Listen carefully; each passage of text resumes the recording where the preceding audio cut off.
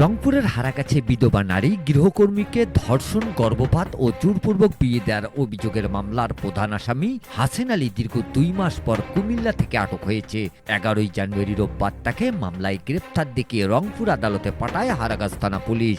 মামলায় বলা হয়েছে, পৌর শহরের চরঞ্চল গ্রামে স্বামীর মৃত্যুর পর এক বিধবা নারী প্রতিবেশীর বাড়িতে গৃহকর্মীর কাজ করতেন, আর এই সুযোগে বিয়ের প্রলোভন দেখিয়ে গত বছরের 24 এপ্রিল তাকে ধর্ষণ করে প্রতিবেশী বাড়ির কর্তা হাসেন আলী। ওই নারী অন্তঃসত্ত্বা হলে স্থানীয় ক্লিনিকে ঔষধের মাধ্যমে গর্ভপাত করা হয়। এ খবর ছড়িয়ে পড়লে ওই নারীকে লালমনিরহাটের সাপটিবাড়ির এক ব্যক্তির সঙ্গে বিয়ে দেয় হাসেন আলী ও তার লোকজন।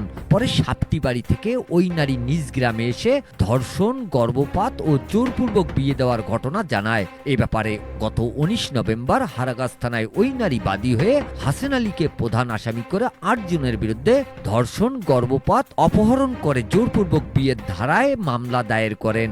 মামলা দায়েরের পর প্রধান আসামি হাসেন আলী গা ঢাকা দেয়। পরে 10 জানুয়ারি র‍্যাব 13 রংপুর ও র‍্যাব 11 কুমিল্লা যৌথ অভিযান চালিয়ে কুমিল্লার 14 গ্রামের বাবুচ্চি বাজার এলাকা থেকে হাসেন আলীকে আটক করে।